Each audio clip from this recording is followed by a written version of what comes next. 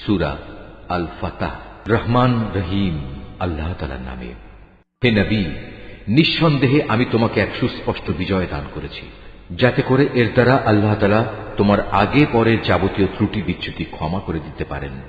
তোমার উপর প্রদত্ত তাঁর যাবতীয় অনুদান সমূহ তিনি পূরণ করে দিতে পারেন এবং তোমাকে সঠিক সরল পথে পরিচালিত করতে পারেন। আর এই ঘটনার মাধ্যমে আল্লাহ তাআলা তোমাকে বড় রকমের একটা সাহায্য করবেন। তিনি সেই মহান সত্তা যিনি ঈমানদারদের মনে গভীর প্রশান্তি দান করেছেন, যাতে করে তাদের বাইরের ঈমান তাদের ভেতরের ঈমানের সাথে মিলে আরও বৃদ্ধি পায়। তারা যেন জেনে নিতে পারে আসমান জমিনের সমুদয় সৈন্য সামন্ত তো একান্তভাবে আল্লাহ তাআলার জন্যই, আর আল্লাহ তাআলাই হচ্ছেন সর্বজ্ঞ এবং সর্ববিষয় ওয়াকিবহাল।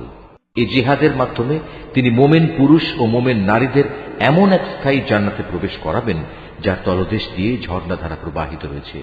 সেখানে তারা হবে চিরন্তন। তিনি তাদের গুনাহসমূহ মাফ করে দেবেন। আর সত্যিকার অর্থে আল্লাহ তাআলার কাছে মোমেনদের জন্য এটা হচ্ছে মহা সাফল্য।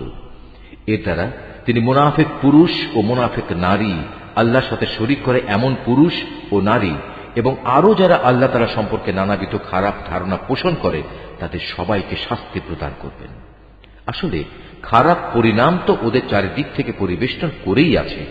আল্লাহ তাআলা তাদের উপর গজব পাঠিয়েছেন, তাদের তিনি অভিশাপ দিয়েছেন, অতঃপর তাদের জন্য তিনি জাহান্নাম তৈরি করে রেখেছেন।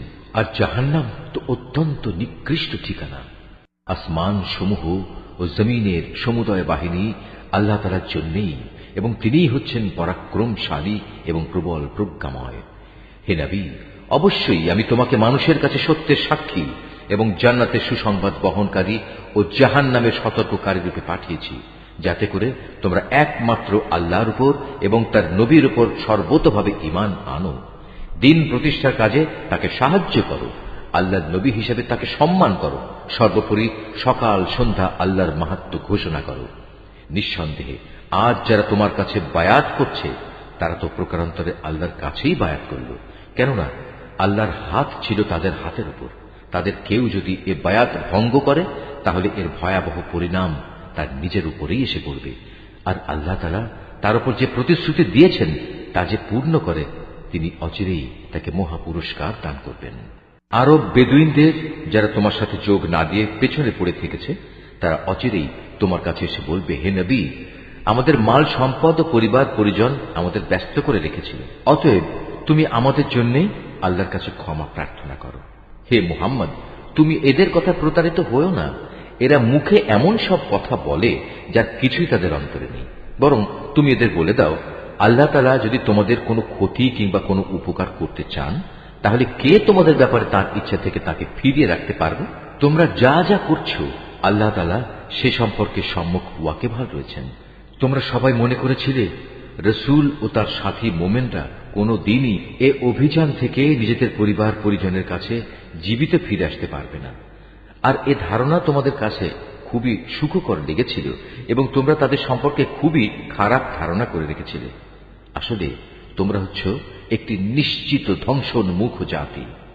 আল্লাহ তাআলা ও তার রাসূলের উপর যারা কখনো বিশ্বাস করেনি, আমি সে অবিশ্বাসীদের জন্য জ্বলন্ত আগুন প্রস্তুত করে রেখেছি। আকাশমণ্ডলীয় পৃথিবী যাবতীয় সার্বভৌমত্ব তো এককভাবে তাঁরই জন্য নির্দিষ্ট। অতএব তিনি যাকে ইচ্ছা তাকে ক্ষমা করেন, আবার যাকে ইচ্ছা তাকে শাস্তি প্রদান করেন। আল্লাহ তাআলা একান্ত ক্ষমাশীল ও পরম দয়ালু। অতঃপর যখন তোমরা যুদ্ধলব্ধ সম্পদ হাসিল করতে যাবে তখন পেছনে পড়ে থাকা এই লোকগুলো এসে অবশ্যই তোমাকে বলবে, আমাদেরও তোমাদের সাথে যেতে দাও। এভাবে তারা আল্লাহর ফরমানই বদলে দিতে চায়।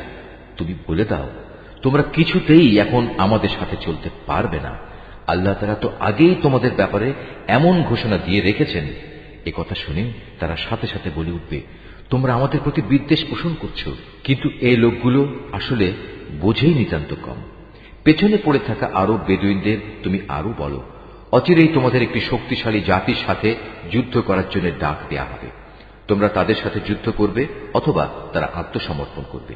তোমরা যদি এই নির্দেশ মেনে চলো তাহলে আল্লাহ তাআলা তোমাদের উত্তম পুরস্কার দান করবেন। আর তোমরা যদি তখনও আগের মতো পৃষ্ঠ প্রদর্শন করো, ময়দান থেকে পালিয়ে যাও, তাহলে জেনে রেখো তিনি তোমাদের কঠোর দণ্ড দেবেন। তবে কোনো অন্ধ ও পঙ্গু কিংবা রুগ্ন ব্যক্তি জিহাদের ময়দানে না এলে তার জন্য কোনো গুনাহ নেই।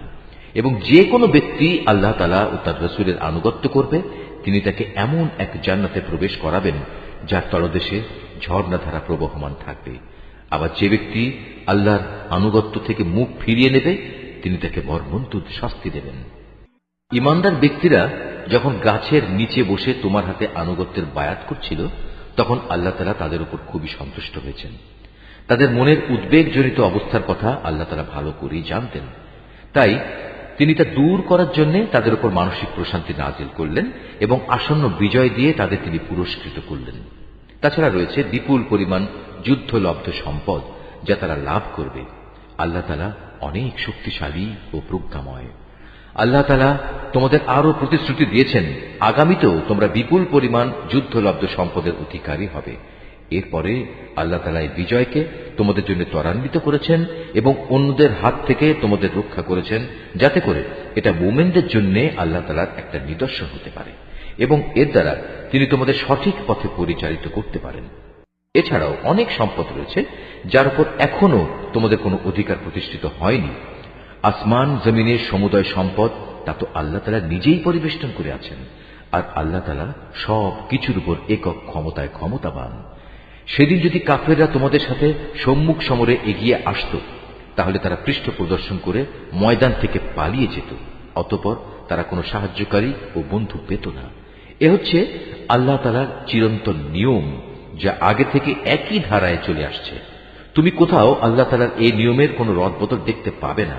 তিনিই মহান আল্লাহ, যিনি মক্কা নগরীর অদূরে তাদের উপর তোমাদের নিশ্চিত বিজয় দানের পর তাদের হাত তোমাদের থেকে এবং তোমাদের হাত তাদের থেকে নিবৃত্ত করেছেন।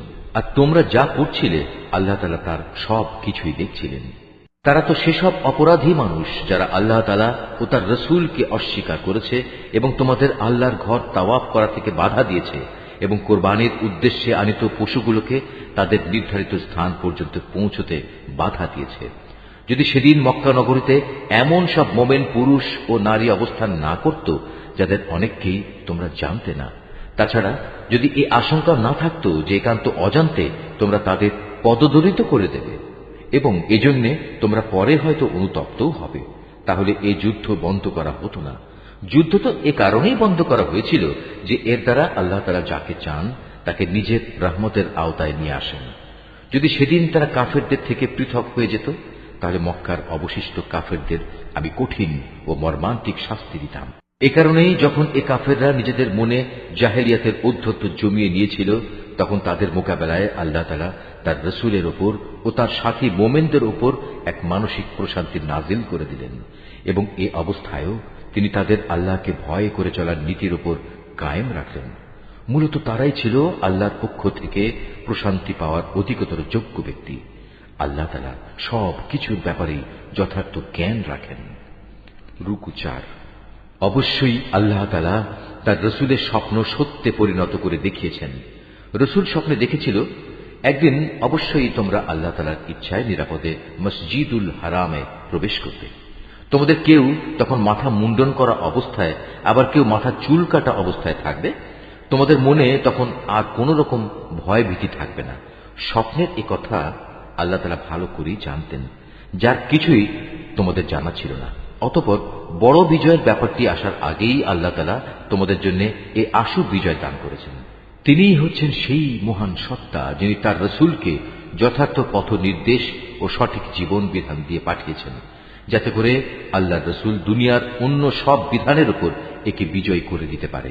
সত্যের পক্ষে সাক্ষ্য দেওয়ার জন্য আল্লাহ তাআলাই যথেষ্ট। মুহাম্মদ আল্লাহ তাআলার রাসূল। অন্য যেসব লোক তার কাছে আছে তারা নীতির প্রশ্নে কাফেরদের প্রতি অত্যন্ত কঠোর, আবার তারা নিজেদের মধ্যে একান্ত সহানুভূতিশীল। তুমি যখনই তাদের দেখবে তারা রুকু ও সাজদাবনত অবস্থায় রয়েছে, আল্লাহর অনুগ্রহ ও তার সন্তুষ্টি কামনা করছে। তাদের বাহ্যিক চেহারায়ও এই আনুগত্য ও সাজদার চিহ্ন রয়েছে। তাদের উদাহরণ যেমন বর্ণিত রয়েছে তাওরাতে, তেমনি তাদের উদাহরণ রয়েছে ইনজিলেও।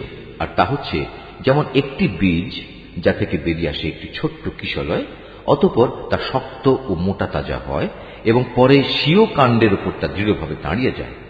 চারাগাছটির অবস্থা তখন চাষির মনকে খুশিতে উৎফুল্ল করে তোলে। এভাবে একটি মোমেন সম্প্রদায়ের পরিশীলনের ঘটনা দ্বারা আল্লাহ তাআলা কাফেরদের মনে হিংসা ও জ্বালা সৃষ্টি করেন। আবার এদের মাঝে যারা আল্লাহ তাআলা ও তার রাসূলের উপর ঈমান আনে এবং নেক আমল করে, আল্লাহ তাআলা তাদের জন্য তার ক্ষমা ও মহা পুরস্কারের প্রতিশ্রুতি দিয়েছেন।